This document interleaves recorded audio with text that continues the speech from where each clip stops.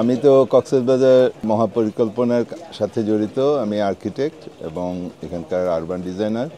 আমাদের এখানে প্রায় 50-60 জন বিশেষজ্ঞ কাজ করছে। আমি গত 2 বছর যাবৎ আমাদের পুরো টিম নিরলসভাবে কাজ করছে কক্সবাজারকে নিয়ে। আমাদের প্রথম দায়িত্ব ছিল কক্সবাজারে অবস্থান করা, এখানে থাকা এবং এখানকার মানুষগুলিকে বোঝা, এখানকার যে ভূ প্রকৃতি এবং জীববৈচিত্র্য আছে এবং মানুষের যে জীবিকা জীবনযাপন ব্যবস্থা সেগুলি সম্পর্কে ধারণ করা। কক্সবাজারকে যদি দেখি যে এখানকার যে বৈচিত্র্য, এখানকার যে সৌন্দর্য, এটা বাংলাদেশের জন্য একটা ইউনিক প্লেস। এখানে পাহাড় আছে, সমতল ভূমি আছে, ওয়েটল্যান্ড আছে, সমুদ্র আছে, নদী নালা আছে, খালবিল আছে, ম্যানগ্রোভ ফরেস্ট আছে, এখানকার অভয়ারণ্য আছে, ওয়াইল্ড লাইফ আছে।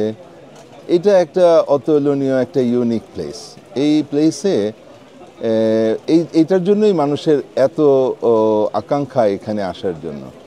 কিন্তু এখানকার যে জনগণ যারা এখানে যুগ যুগ ধরে এখানে অবস্থান করেছেন, তার হিস্ট্রি আমরা জানি যে আরাকান রেঞ্জ, এখানে একটা অনেক ঐতিহ্য এবং অনেক পুরনো একটা ইতিহাস। তার সাপেক্ষে এখানকার যে ঐতিহ্য গড়ে উঠেছে, সংস্কৃতি তৈরি হয়েছে এবং মানুষের জীবনযাপন ব্যবস্থা তৈরি হয়েছে। তো আমার কাছে মনে হয়েছে কক্সবাজার একটা মানে Jewel of not only for Bangladesh, পুরো পৃথিবীর জন্য। তো আমার ধারণায় কক্সবাজার এত সুন্দর একটা প্লেস, এত সুন্দর মানুষ এবং মানুষের জীবনযাপন, সেই জায়গাকে সম্মানের সাথে দেখা, এটা একটা বড় আমার পাওনা। আমার মনে হয় এটা সৌন্দর্য, মানুষের সৌন্দর্য, এটা আমাকে সবচেয়ে বেশি আকর্ষণ করেছে এবং সেইটাকে মাথায় রেখে আমরা পরিকল্পনায় অংশগ্রহণ করেছি।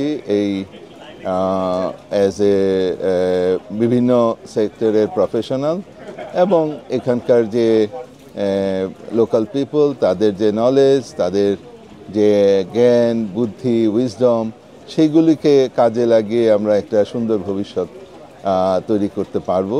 এটা আমরা একা পারবো না, এটা জনগণকেই করতে হবে। এখানকার জনগণ যখন করতে পারবে, তখন এটা আরেকটা নতুন ভবিষ্যৎ তৈরি করতে পারবে।